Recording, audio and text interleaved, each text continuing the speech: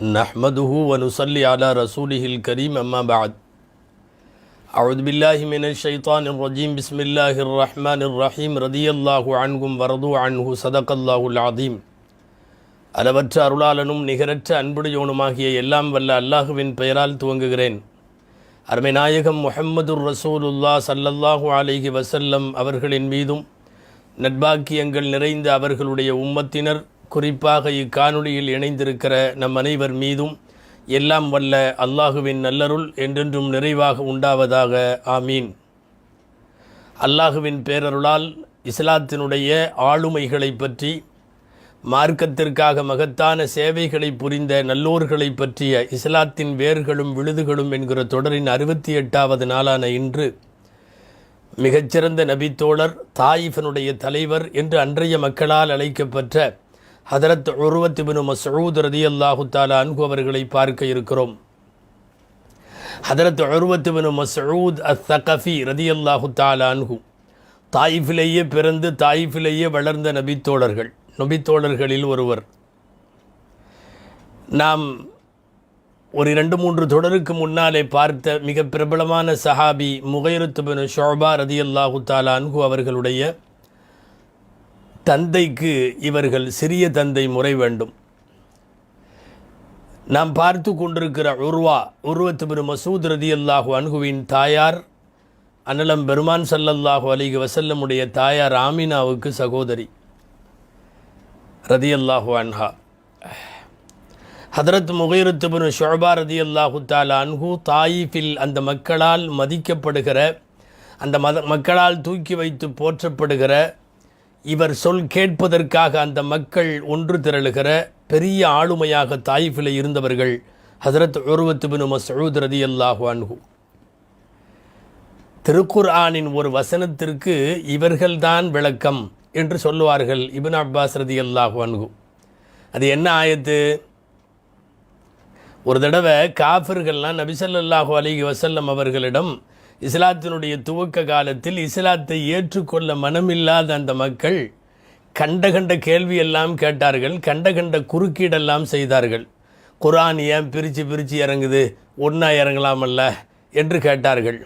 நீங்கள் நபின்னு சொல்கிறீங்க, பெரிய பணக்காரராக உங்களுக்குன்னு புதையல் தங்கம் வெள்ளி எல்லாம் இருக்கலாமல்ல, ஏன் ஒரு யத்தீமாக இருக்கிற ஒரு நபியாக இருக்கணும்? இப்படியெல்லாம் பல்வேறு விதமான குறுக்கீடுகள். அதில் ஒன்று என்னென்னா, அல்லாஹு தஆலா ஏன் உங்கள் மேலே குர்ஆனை இறக்கணும்? லவ்லா நுஸ்ஸில ஹாதல் குர்ஆன் அலா ரஜுலின் மினல் கரியத்தைன் அதீம். மக்கா தாயிஃப் இந்த 2 ஊர்லேயும் இருக்கக்கூடிய ஒரு மிகப்பெரிய மனிதருக்கு குர்ஆன் இறங்கி இருக்கலாம் அல்லவா, அல்லாஹ் இறக்கி வச்சிருக்கலாமல்ல அப்படின்னு சொன்னாங்க. இந்த மிகப்பெரிய மனிதர் யார்?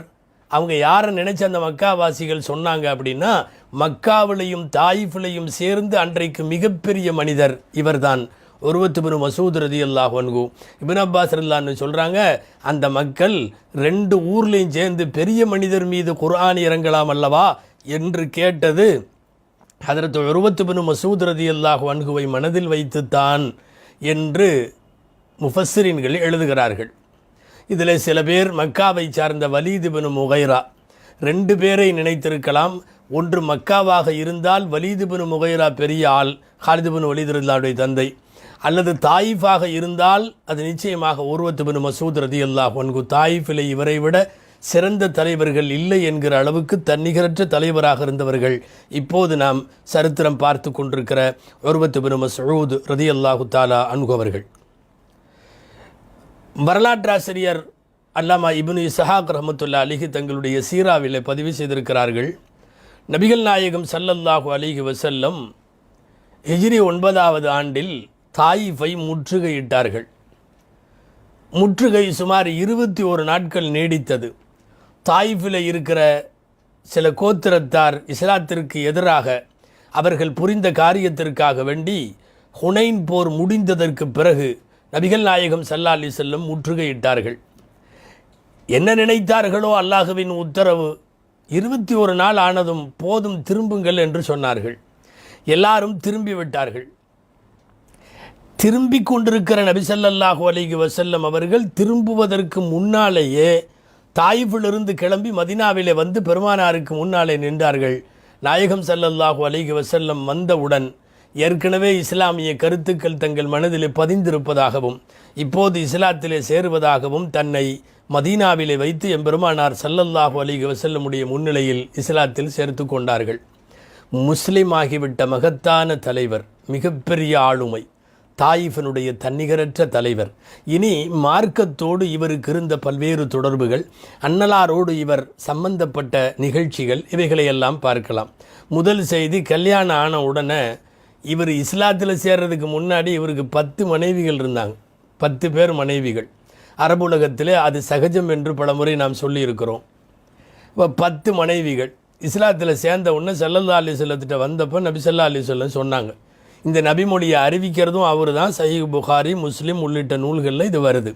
அவரே சொல்கிறாரு, அஸ்லம்து வ தஹ்தி ஆஷரத்தும் மினன் நிசா இஹ்தாஹுன்ன பின்து அபி சுஃபியான். எனக்கு கீழே 10 பொம்பளைங்க இருந்தாங்க. அதில் ஒருத்தர் அபூ சுஃபியானுடைய மகள். நாம் கடைசியாக அந்த தொடரை அவருடைய வரலாற்றை பார்த்தோம். இப்போ நபி ஸல்லல்லாஹு அலைஹி வஸல்லம்ட்ட நான் வந்து நின்று ஸல்லல்லாஹு அலைஹி வஸல்லம் என்கிட்ட சொன்னாங்க, இஹ்தர் மின்ஹுன்ன அர்பஅன், நீ வந்து இந்த 10 பொம்பளைகளில் 4 பேர்த்த மட்டும் நீ எடுத்துக்கலாம். வஹல்லி சாயிரஹுன்ன, மித்த பொம்பளைகளையெல்லாம் விட்டுருன்னு சொன்னாங்க ஸல்லல்லாஹு அலைஹி வஸல்லம். ஃபக்தர்து மின்ஹும் அர்பஅன் மின்ஹுன்ன ஃபக்தர்து மின்ஹுன்ன அர்பஅன் மின்ஹுன்ன பின்து அபி சுஃபியான். நான் அந்த பெண்களிலே இருந்து 4 பெண்களை மாத்திரம் தேர்ந்தெடுத்து வைத்து கொண்டேன், மறக்காமல் அபூ சுஃபியானுடைய மகளையும் வைத்து கொண்டேன் என்று ஹதரத் உர்வத் இப்னு மஸ்ஊத் ரலியல்லாஹு அன்ஹு சொல்லுகிறார்கள். பொதுவாக இஸ்லாத்திற்கு முன்பால் முறை தவறிய பல்வேறு திருமணங்களும் குடும்ப வாழ்க்கையும் நிறைய பேருக்கு இருந்திருக்கலாம். பல பேர் பார்த்திங்கன்னா 2 சகோதரிகளை ஒன்றா கல்யாணம் பண்ணியிருந்திருப்பாங்க. அக்காவும் தங்கையும் 2 பேரும் ஒரு ஆளுக்கு கீழே திருமண உறவில் இருக்கக்கூடாது. இருந்தால் 2 பேருடைய திருமணமும் முடிந்து போய்விடும். ஆனால் இஸ்லாத்தில் சேர்ந்ததற்கு பிறகு நபி ஸல்லல்லாஹு அலைஹி வஸல்லம்ட்ட கேட்கும்போது நாயகம் ஒன்றை விட சொல்லுவார்கள், ஒன்றை வைத்து கொள்ள சொல்லுவார்கள். இந்த மாதிரி அறியாமை காலத்தில் முறை தவறிய முறையில் இருந்த பல்வேறு குடும்ப வாழ்க்கைகள் இஸ்லாத்தில் சேர்ந்ததற்கு பின்னால் அது ஒருங்கிணைக்கப்பட்டு நெறிப்படுத்தப்பட்டிருக்கிறது. அந்த அடிப்படையில் இவர்கள் 4 மட்டும் வைத்து கொண்டார்கள் என்று பார்க்கிறோம். ஹதரத் உர்வத் இப்னு மஸ்ஊத் ரலியல்லாஹு தஆலா அன்ஹு அவர்கள், அவர் வாழ்ந்த ஊரிலே அவர் மிகப்பெரிய ஆளுமை என்று சொன்னோம். அந்த தலைமை தக்க நேரத்தில் மிகப்பெரிய முடிவுகளெல்லாம் மிகச் சரியாக எடுக்கும். குறிப்பாக உறவுகளை பேணுவதிலும் அக்கம்பக்கத்திலே உள்ளவர்களை அனுசரிப்பதிலும், குறிப்பாக இவருடைய தந்தை வழி தாய் வழி சொந்தங்களை எந்த இடத்திலும் விட்டுவிடாத ஒரு ஒரு ஒரு உறவுகளின் மீது பிடிப்பான அந்த குணம் உர்வத் இப்னு மஸ்ஊத் ரலியல்லாஹு அன்ஹுவுக்கு இருந்தது. ரசூலுல்லாஹி ஸல்லல்லாஹு அலைஹி வஸல்லம் அவர்களின் தோழமை கிடைத்து விட்டதற்கு பின்னால் இந்த நற்குணமெல்லாம் இன்னும் மெருகூட்டப்பட்டது, தங்கம் போன்று அது புடம் போடப்பட்டது.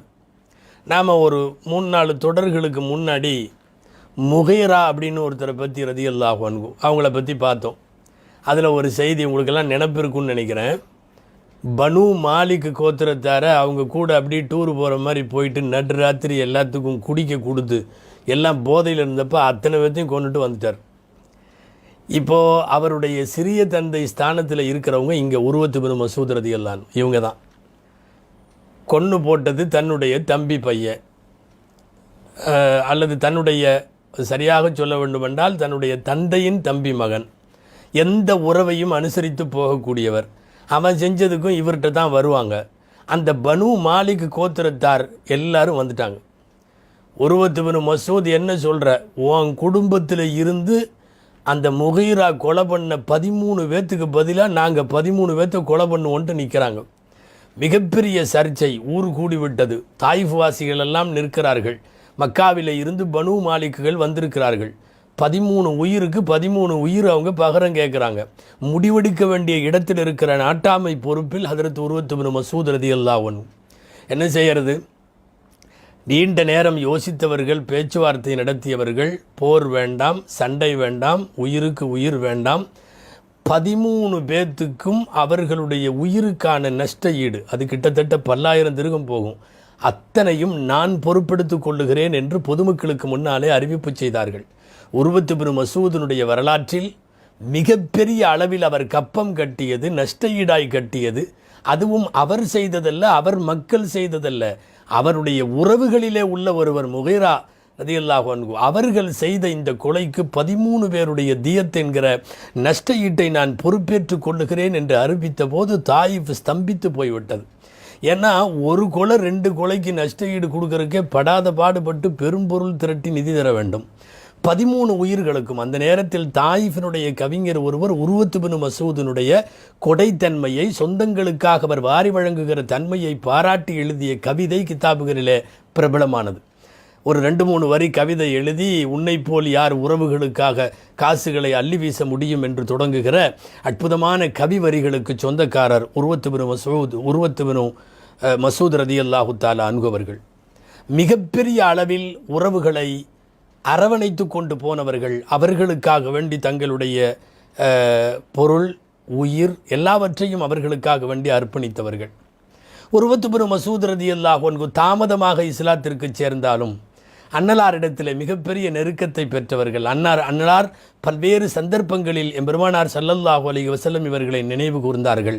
குறிப்பாக ஒரு இடம் சொல்லியாக வேண்டும். மேராஜிற்கு போய்விட்டு திரும்பி வந்ததற்கு பின்னால் அதனுடைய காட்சிகளை அவ்வப்போது ஸல்லல்லாஹு அலைஹி வஸல்லம் பேசுவார்கள்.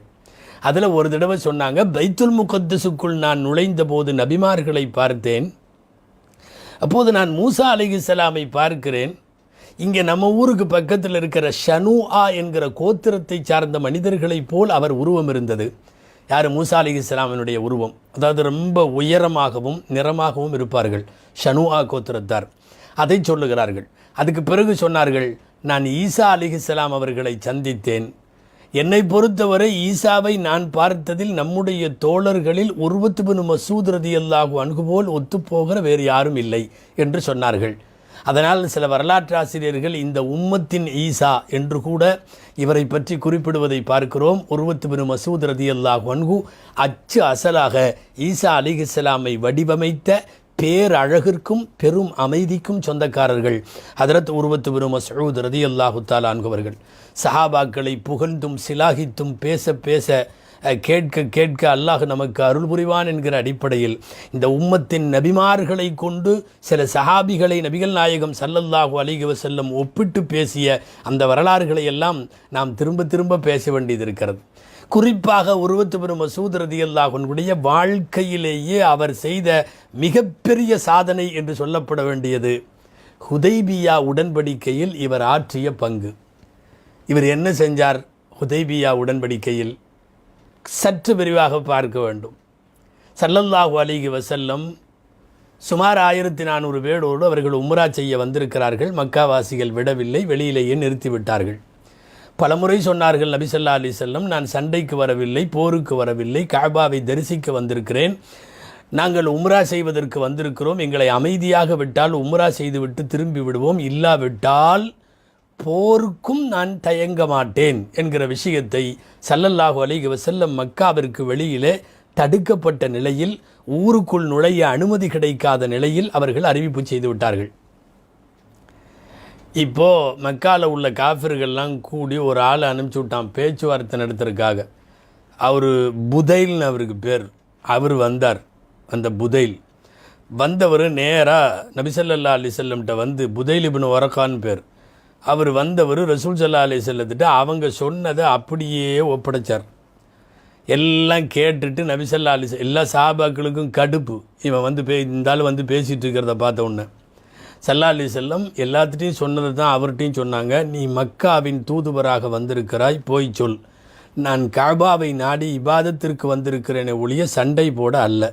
ஒருவேளை எம்மை நீங்கள் தடுப்பீர்களானால் நான் எந்த போருக்கும் தயாராகவே இருக்கிறேன் என்று சொல்லிவிட்டார்கள்.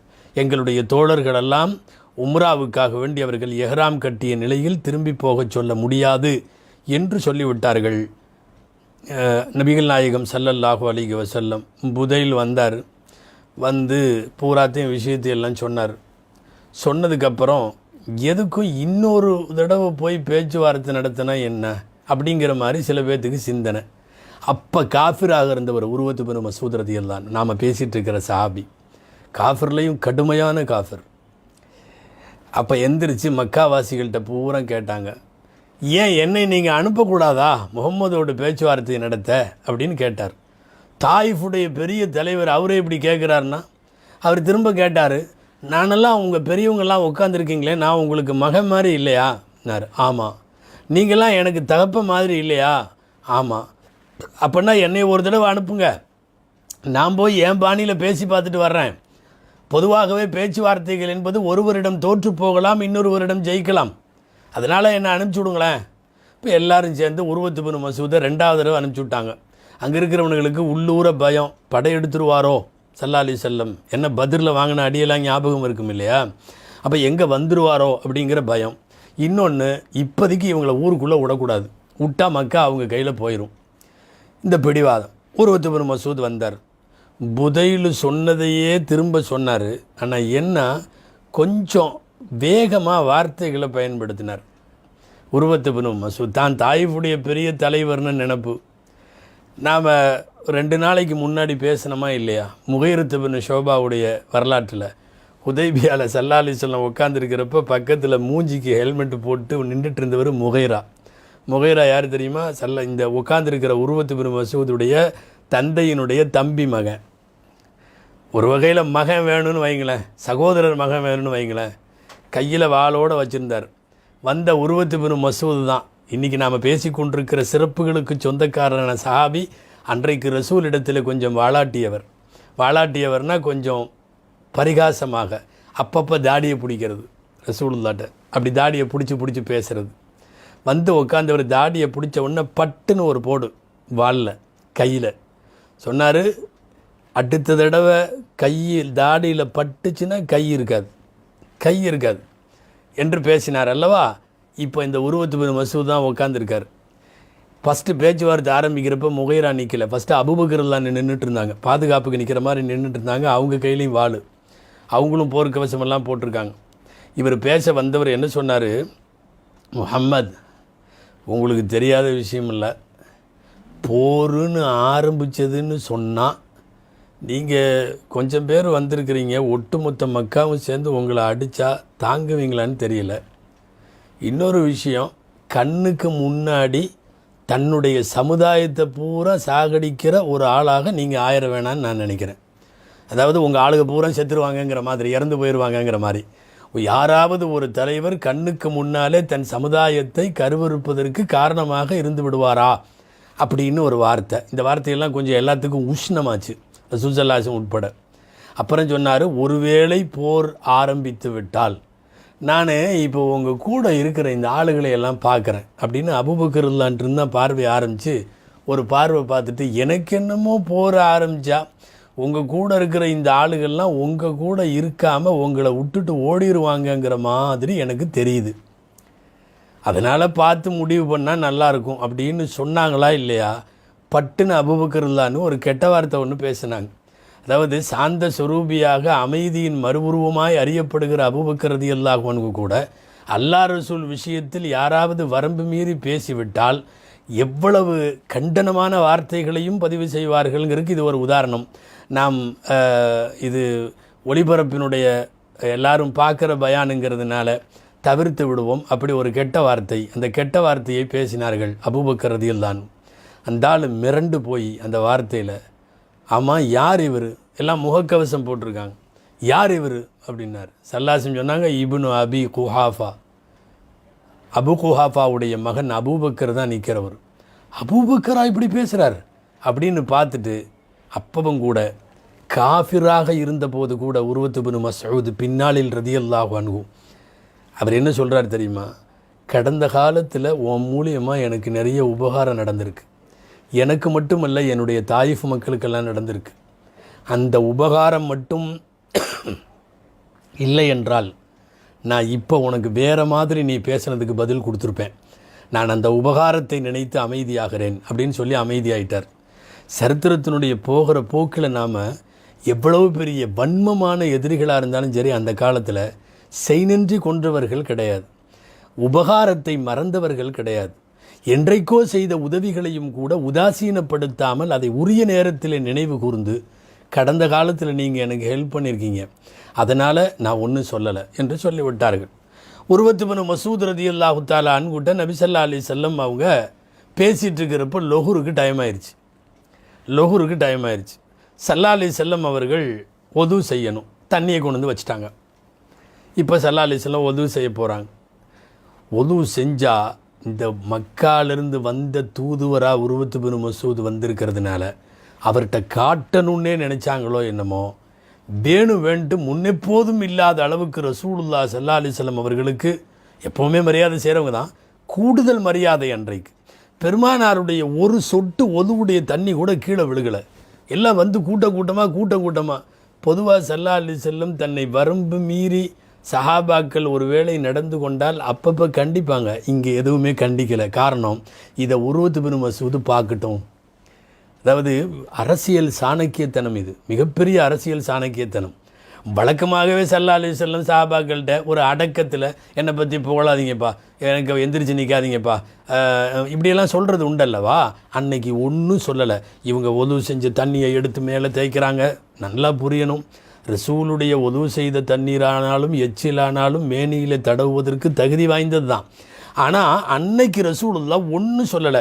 எடுத்து தடவிக்கிறாங்க. ஒரு சொட்டு தண்ணி கீழே விழுக மாட்டேது. ஸல்லல்லாஹு அலைஹி வஸல்லம் கொப்பளித்தாலும் பிடித்து கொள்ளுகிறார்கள், எச்சி துப்பினாலும் பிடித்து கொள்ளுகிறார்கள்.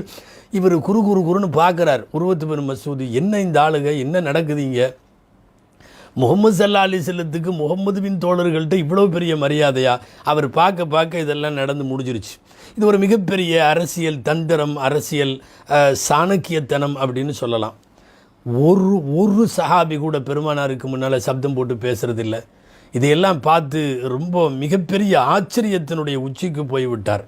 யார்? ஹதரத்து உர்வத்து பின் மசூத் ரலியல்லாஹு அன்ஹு. கடைசியில் எல்லாத்தையும் பார்த்துட்டு, சரி இனிமேல் இவங்கள்ட்ட பேசி வேலை இல்லை, நேராக வந்தார். மக்காவில் இருக்கிற அத்தனை தலைவர்களையும் அமர வைத்து கொண்டு உருவா சொன்னார். ஒரு 6 சென்டென்சஸ் ஹதீஸுகளில் வருது, முத்தான வாக்கியங்கள். உர்வத்து பின் மசூத் தூதுவராக போய்விட்டு திரும்பி வந்து முஹம்மது ஸல்லல்லாஹு அலைஹி வஸல்லத்தை பற்றி அவர் சொன்ன வார்த்தைகள் வரலாறு இன்றைக்கு வரையும் வரவு வைத்து கொண்டிருக்கிற பொன்னெழுத்துக்களால் பொறிக்கப்பட வேண்டிய எழுத்துக்கள். உர்வத்து பின் மசூத் அவர்கள் பேசியது ரலியல்லாஹு அன்ஹு. வந்து சொன்னாங்க, எப்பா நான் அரசர்கள்ட்ட எல்லாம் போயிருக்கேன். பாரசீகத்தின் கிஸ்ராவிடம், ரோம் நாட்டினுடைய கைசரிடம், அபிசீனியாவினுடைய நஜாஷியிடம், எல்லாத்திலையும் போயிருக்கேன். எல்லா அரசர்களுக்கும் நான் எப்படிப்பட்ட மரியாதை இருக்குதுங்கிறத பார்த்துருக்கேன். ஆனால் முஹம்மது ஸல்லல்லாஹு அலைஹி வஸல்லத்துக்கு அந்த மக்கள் செய்கிற மரியாதையை எங்கேயும் பார்க்கல. ஒன்று, இது ஒரு விஷயம். ரெண்டாவது சொன்னார், நேரடியாக கண்ணோடு கண்ணாக அவரை கண்ணியத்தால் பார்ப்பது கூட இல்லை. இந்த மாதிரி ஒரு கூட்டத்தை நான் பார்க்கல. முகம் பார்த்து பேசணுமா இல்லையா? கண்ணியத்தால் கண்களும் சந்திப்பதை தவிர்த்து கொள்ளுகிறார்கள். இது ரெண்டாவது விஷயம்.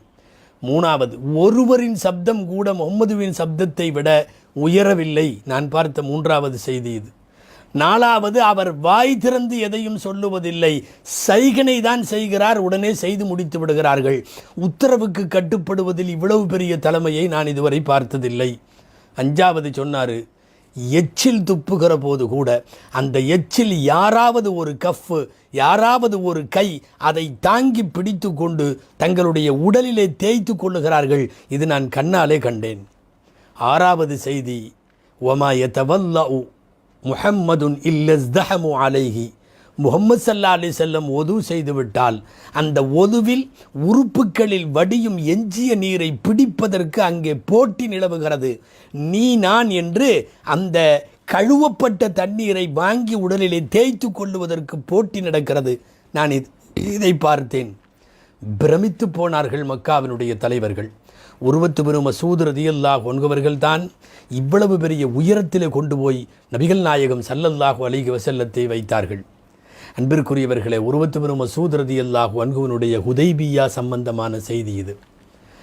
சரி, இவர் இஸ்லாத்தில் சேர்ந்து விட்டதற்கு பின்னால் அன்னலம் பெருமானார் ஸல்லல்லாஹு அலைஹி வஸல்லம் அவர்களிடத்தில் வந்து, அல்லாஹ்வின் தூதரே, நான் சொன்னால் எதையும் கேட்டுக்கொள்ளுகிற என்னுடைய தாயிஃபினுடைய மக்களிடம் நான் போய் இஸ்லாத்தை சொல்ல போகிறேன்னார். நபி ஸல்லல்லாஹு அலைஹி வஸல்லம் சொன்னாங்க, தாயிஃப் விஷயத்தில் எனக்கு பழைய அனுபவம் இருக்குது. தாயிஃப் மக்கள் எப்படி அடிப்பார்கள், தொந்தரவு செய்வார்கள் என்று எனக்கு தெரியும். நீ பெரிய ஆளுமையாக இருக்கலாம் தாயிஃபில், ஆனால் நீ போய் இறைவன் ஒருவன் என்று சொன்னால், முஹம்மது அவனுடைய தூதர் என்று சொன்னால், அவர்கள் உன்னையும் கொல்லுவார்கள். திரும்ப அவர் மேலே நம்பிக்கை அதிகம். அதனால் அவர் சொன்னார், இல்லை இல்லை, அவர்களின் பார்வைகளை விட நான் அவர்களுக்கு பிரியமானவன். நான் அஹப்பு இலைகும் மின் அபுசாரிகும், அவங்களுடைய பார்வைகளை விட கண்ணு போகிறத விட அவன் எனக்கு மரியாதை செய்வான். அந்த மாதிரி உள்ளவங்க தாயிஃப் மக்கள். நான் சொன்னால் தட்டவே மாட்டாங்கன்னு சொல்லிட்டு வீராவேசமாக வந்தவர் வந்து இஸ்லாத்தினுடைய அழைப்பு கொடுத்தப்போ தான் தெரிஞ்சது தாயிஃப் மக்களுடைய முகம். சாந்த முகமான சர்தார் நபி ஸல்லல்லாஹு அலைஹி வஸல்லத்தையே இரத்தத்தில் துவைத்தெடுத்த மக்கள். இவர் எவ்வளோ பெரிய தலைவராக இருக்கட்டும், ஊர் தலைவராக இருக்கட்டும், இவ்வளவு காலம் இவரை போன்று தலைவர் இல்லை, தன்னிகரற்ற தாயிஃபினுடைய தலைவர் என்று புகழ்ந்த அதே மக்கள் ஆளுக்கு ஆள் அம்பு வச்சு ஈட்டி வச்சு அடிக்க ஆரம்பித்தான். யாரை? உர்வத் பின் மசூத் ரலியல்லாஹு அன்ஹு அவர்களை தொடர்ந்து அடி. கடைசியில் ஒரு அம்பு பட்டு அவர் ஷஹீதாகிறார். தாயிஃபில் சொந்த பூமியில் சொந்த மக்களால் நீண்ட காலமாக தாயிஃபின் தலைவராய் தன்னிகரற்ற தலைவராய் வலம் வந்த உர்வத் பின் மஸ்ஊதை கொன்றவர்களும் தாயிஃப் வாசிகள் தான். சில அறிவிப்புகளில் இப்படி வருகிறது, அவர் வீட்டிலேயே இருந்து கொண்டு பிற மக்களுக்கு கேட்கட்டும் என்பதற்காக பப்ளிக்கு வராமல் வீட்டில் நடுநிசையில் தஹஜ்ஜத்துக்காக எழுந்து நின்றார். சிறிது நேரத்தில் அவராக ஃபஜ்ருக்கு முன்னால் பாங்கு சொன்னார். அந்த பாங்கினுடைய சப்தத்தை கேட்டு நாலா பக்கம் இருந்து வந்தார்கள். அவர் வீட்டை சுற்றி வெளியில இருந்து வீட்டுக்குள் அம்பு விட்டார்கள். அப்போதெல்லாம் ஓலை குடிசைகளும் மண் வீடுகளும் தானே. நாலா பக்கமும் இருந்து வந்த அம்பில் ஒரு அம்பு அதே தாயிஃபை சார்ந்தவனால் உர்வத் பின் மஸ்ஊத் ரலியல்லாஹு தஆலா அன்ஹு அவர்களை கிழித்தது. அந்த நேரத்திலேயே அவர்கள் உயிர் பிரிந்தது, ஷஹீதாகிவிட்டார்கள். இரத்த காயத்தோடு அவர்களுடைய தாயிஃபின் வீட்டிலே அவர்கள் படுத்து கிடந்தார்கள். இவர்களை கொன்றது யார் என்பதில் வரலாற்று ஆசிரியர்களிடத்தில் கருத்து வேறுபாடு உண்டு. சில பேர் சொல்லுகிறார்கள், அவுஸ் இப்னு அவுஃப் என்பவன் கொலை செய்தான், வஹப் இப்னு ஜாபிர் என்பவன் கொலை செய்தான் என்றெல்லாம் கருத்து இருக்கிறது. உயிர் போகும் தருணத்தில் சில பேர் குற்றுயிராய் இருந்த உர்வத் பின் மஸ்ஊதிற்கு பக்கத்திலே போனார்கள் ரலியல்லாஹு அன்ஹு. உங்களை மிகப்பெரிய தலைவராக இருந்த உங்களை தாயிஃப் மக்களே கொலை பண்ணியிருக்கிறத பற்றி நீங்கள் என்ன நினைக்கிறீங்க? மா தரா ஃபீ தாலிக யா உர்வா அப்படின்னு கேட்ட உடனே அவர் சொன்னார், கராமத்துன் அக்ரமனி அல்லாஹு பிஹா, அல்லாஹ் எனக்கு கொடுத்த மிக சங்கையான மரணம் இது. ஒ ஷஹாதத்துன் சாக்கஹல்லாஹு இலைய, அல்லாஹ் எனக்கென்று இழுத்து கொண்டு வந்து என் கையில் கொடுத்த ஷஹீதாகிற அந்தஸ்து. நான் பெருமானார் இருக்கவே ஷஹீதாகி போன அந்த சஹாபாக்களின் வரிசையில் சேர்ந்து விட்டேன் என்பது எனக்கு சந்தோஷம். நபிகள் நாயகம் போனதற்கு பிறகு அல்ல, ஸல்லல்லாஹு அலைஹி வஸல்லம் உயிரோடு இருக்கிற போதே அவர்களின் கண்முன்னால் கொல்லப்பட்ட சஹாபிகளை பெருமானார் பார்த்தார்களே, அந்த பட்டியலில் நான் இருக்கிறேன் என்பது எனக்கு மகிழ்வு. ஃபதுஃபூனி, என்னை நீங்கள் அந்த ஷஹீதுகளோடு சேர்த்தே அடக்கம் செய்யுங்கள் என்று சொல்லிவிட்டார்கள். அவ்வாறே ஷஹீதுகளோடு சேர்த்து இவர்கள் அடக்கம் செய்யப்பட்டார்கள். நபிகள் நாயகம் ஸல்லல்லாஹு அலைஹி வஸல்லம் அவர்களிடத்திலே உர்வத் பின் மஸ்ஊத் ரலியல்லாஹு அன்ஹு கொல்லப்பட்டார்கள் என்கிற செய்தியை சொன்னபோது நபி ஸல்லல்லாஹு அலைஹி வஸல்லம் சொன்னார்கள், இந்த யாசீன் சூறாக்காரர் இறந்து போன மாதிரி உர்வத் பின் மஸ்ஊத் ஷஹீதாயிட்டாரு என்று சொன்னார்கள். உர்வத் பின் மஸ்ஊத் ரலியல்லாஹு அன்ஹுவுக்கு துஆ செய்தார்கள், சங்கைப்படுத்தினார்கள், பெருமிதம் பொங்க வார்த்தைகளை சொன்னார்கள். ஆனால் சொந்த மக்களே, தாயிஃப் மக்களே அவர்களை கொன்றதற்காக ரசூல் வாயில் வந்துச்சு, யாசின் சூறாவில் வர்றவரை கொலை பண்ண மாதிரி என்று சொன்னார்கள். சாஹிபு யாசீன் மாதிரி இவர் மௌத்தா போயிட்டாரு என்று நபி ஸல்லல்லாஹு அலைஹி வஸல்லம் சொன்னார்கள். அது என்ன சாஹிபு யாசீன்? அதை மாத்திரம் சொல்லி இந்த தொடரை நிறைவு செய்வோம். ஏனென்றால் இவர்களின் இறப்பிற்கு பின்னாலே இவர்களின் அந்தஸ்து குறித்த முக்கிய செய்தி. சூரா யாசீனில் ஒருத்தரை பற்றி உள்ள வரலாறு வருது. அவர் பேர் ஹபீபுன் நஜ்ஜார் அப்படின்னு பேர். நஜ்ஜார்னா தச்சர். அவர் தச்சு வேலை செஞ்சதுனால அவர் பேர் வருது ஹபீபுன் நஜ்ஜார். அந்த ஊருக்கு பேர் அன்தாக்கியா. காலம் கிமு 4000 நூற்றாண்டுக்கு முன்னால், அதாவது ஈசா அலைஹிஸ்ஸலாமினுடைய காலம் என்று சொல்லுகிறார்கள். இந்த ஹபீபுன் நஜ்ஜார் ஊரில் நல்ல மனுஷன், பழைய இஸ்லாமிய கோட்பாடுகளோடு வாழ்ந்து கொண்டிருந்த மனிதர். என்ன, நோயாளியாக இருந்தார். அதிகமாக வெளியெல்லாம் வரமாட்டார், நோயாளியாக இருந்தார். ஒரு சில வரலாற்று ஆசிரியர்கள் தருகிற தகவல் படி இவர் ஈசா அலைஹிஸ்ஸலாமை ஈமான் கொண்டு ஈசாவை பின்பற்றி வாழ்ந்தவர் என்று வருகிறது. அந்த ஊருக்கு பெயர் அன்தாக்கியா. குர்ஆனில் சூரா யாசீனில் 2வது பார்ட் ஐன், 2வது ஐனு இவருடைய வரலாற்றை பேசுகிறது. வதர்புலஹும் மசலன் அஸ்ஹாபல் கரியத்தி இத்ஜா அகல் முர்சலூன், ஒரு ஊருக்கு நாம் நபிமார்களை அனுப்பி வைத்தோம்னு சொல்கிறான். ஈசா அலைஹிஸ்ஸலாம் காலத்திலேயே ஒரு ஊருக்கு 3 நபி வர்றாங்க. ஃபஸ்ட்டு 2 நபி வந்தாங்க, சாதிக் அலைஹிஸ்ஸலாம் ஒன்று, சதூக் அலைஹிஸ்ஸலாம் ஒன்றுன்னு 2 பேர். அவங்க 10லன்னு 3வது ஒரு நபியை சேர்த்து அனுப்பிச்சான். ஃப கதபூஹுமா ஃபஅஸ்ஸஸ்னா பி தாலிதின் ஃபகாலு இன்னா இலைக்கும் முர்சலூன். 3வது ஒரு நபியை சேர்த்து அல்லாஹ் அனுப்பிச்சுட்டான். சலூம்னு பேர் அவருக்கு. சாதிக்கு சதூக்கு சலூம் அலைஹிஸ்ஸலாம் இவங்க எல்லாமே அந்த ஊருக்கு வந்துட்டாங்க. இந்த மக்கள் அந்த எந்த நபிமார்கள் பேச்சையும் கேட்கல, அத்துமீறிட்டு இருந்தான். அப்போ தான் ஊரில் இருந்த இந்த ஹபீபுன் நஜ்ஜார் வந்தார். மக்களை பார்த்து சொன்னார், அவங்க நல்ல விஷயத்தை தானே சொல்கிறாங்க, அந்த நபிமார்களை நீங்கள் ஏற்றுக்கலாமல்ல அப்படின்னு சொன்னார். கால ரஜுலும் மின் அக்சல் மதீனத்து ரஜுலும் யசா கால யாக்கோம் இத்தபியுல் முர்சலூன். ஊரின் ஓரத்திலே இருந்து வந்த ஒரு மனிதர் சொன்னார், யாக்கோம் இத்தபியுல் முர்சலீன், நபிமார்களை பின்பற்றுங்கள்னார். அவன் எல்லாத்தையும் பொய்ப்படுத்திட்டான். கடைசியில் இவரை பற்றி குரோதமாக பார்த்தார்கள். அப்போ இவர் கேட்டார், ஒமாலியலா அபுதுல்லதி ஃபதரனி வைலைஹி துர்ஜாவுன், என்னை படைச்சவனை நான் வணங்காமல் இருக்க எனக்கு என்ன வந்தது? அவன்கிட்ட தானே திரும்பி போக வேண்டியது இருக்குது. அவன் அல்லாமல் வேறு இலாகுகளை அத்தகுதும் இந்தூனிகி ஆலிகத்தன், நீங்கள் வேறு தெய்வங்களை ஆக்கி கொள்ளுகிறீர்களா? அல்லாஹ் ஏதாவது ஒரு தீங்கை நாடிவிட்டால் யுரிதினில்லாஹு பிதுர்ரின் லா துகுனி அன்கும் ஷஃபாஅத்துகும் ஷையா, நீங்கள் வணங்கக்கூடிய எந்த கடவுளும் எந்த பிரயோஜனத்தையும் தராது. அப்படி நானும் சேர்ந்து உங்கள் கூட வணங்க ஆரம்பிச்சேன்னா இன்னி இதில் லஃபி தலாலி முபீன், நான் வழிகேட்டில் போயிடுவேன். இன்னி அமன்து பி ரப்பிக்கும் ஃபஸ்மஊன், நான் உங்கள் ரப்பை ஈமான் கொண்டிருக்கேன், ஒரே இறைவனை நீங்கள் கேளுங்கன்னு அட்வைஸ் பண்ணார். பொதுவாக அக்கிரமத்தின் உச்சியில் இருந்த அந்தாக்கியா மக்கள் அவங்க கேட்கல, இவரை கொலை செய்தார்கள். கொலையின் விதத்தை பேசுகிற சில வரலாற்று ஆசிரியர் எழுதுகிறாங்க, நடு ரோட்டில் வச்சு கோரமாக வயிற்றிலே மிதித்தார்கள். அவருடைய வயிற்றில் இருக்கிற குடல் போன்றவைகளெல்லாம் வெளியே வந்துவிடக்கூடிய அளவுக்கு, அதுவும் ஏற்கனவே நீண்ட காலம் நோய்வாய்ப்பட்டிருந்த ஹபீபுன் நஜ்ஜாரை கொலை செய்தார்கள். இங்கே பாருங்கள், அல்லாஹ் பேசுகிறான். கொலை செய்யப்பட்டு இறந்த உடனே அவருக்கு சொல்லப்படுகிறது, கீல துஹுலில் ஜன்னா, சொர்க்கத்துக்குள்ளே போங்க என்று சொல்லப்படுகிறது. அந்த நேரத்துலேயும் அவர் வார்த்தை என்ன வருது? கால யாலைத்த கௌமி யாலமூன் கீல துஹுலில் ஜன்னா, சொர்க்கத்துக்குள்ளே போங்கன்னு சொன்ன உடனே என்னை கொன்ற இந்த கூட்டத்திற்கு, என்னுடைய ஊர்க்காரர்களுக்கு இந்த விஷயம் தெரிய வேண்டுமே, நான் உடனடியாக சொர்க்கத்துக்கு போகிறேன்னு தெரிய வேண்டுமே என்று ஆசைப்பட்டார். அதனால்தான் சீரத்தினுடைய வரலாற்றை எழுதக்கூடிய வரலாற்று ஆசிரியர்கள் சாஹிபே யாசீன் என்று, இவரை யாசீன்காரனே இவருக்கு பேர், இவரை எழுதி என்ன சொல்கிறாங்க, மரணத்திற்கு பிறகு பேசிய பெருமக்களில் இவர் ஒருவர். ஏன்னா மரணத்துக்கு பின்னாடி பேசுகிறார். சொர்க்கத்துக்குள்ள நுழை என்று அல்லாஹ் சொல்லுகிறான். கீலதுகுலில் ஜன்னா காலையாலைத்த கௌமி யாலமூன பிமா கஃபரலி வஜாலனி மினல் முக்ரமீன், என் ரப்பு என்னை மன்னிச்சதையும் சுவனத்திலே நுழைய வைத்து என் ரப்பு என்னை சங்கைப்படுத்தியதையும் இந்த மக்கள் தெரிந்திருக்க வேண்டுமே என்று சொன்னார். தெரிவதற்கு வாய்ப்பில்லை. நாம் பேசி கொண்டிருந்தது சொந்த தாயிஃபு மக்களால் உருபத்து பின் மசூத் ரலியல்லாஹு அன்ஹு அவர் வீட்டில் வைத்து கொல்லப்பட்டதை ரசூலுல்லாஹ் நினைவு கூர்ந்த போது, குர்ஆனுடைய இதயம் என்று சொல்லப்படக்கூடிய யாசீன் சூராவில் வருகிற ஒரு இறைநேசரை நினைவு கூர்ந்து நாயகம் சொல்லுகிறார்கள், யாசீனுடைய சாஹிபே யாசீன் கொல்லப்பட்டதை போலவல்லவா இவர் கொல்லப்பட்டார் என்று பேசினார்கள். தாமதமாக இஸ்லாத்திலே இணைந்தாலும் மிகப்பெரிய ஷஹீதினுடைய அந்தஸ்தை அடைந்து மிகப்பெரிய ஷோதாக்களின் பட்டியலிலே சேர்ந்துவிட்ட உருவத்து பெரும் மசூத் ரலியல்லாஹு அன்ஹு அவர்களுக்கு அல்லாஹ் அவர்களுக்கு உரிய கூலியை அல்லாஹ் அவனுடைய தயாளத்தன்மையில் இருந்து வழங்குவானாக.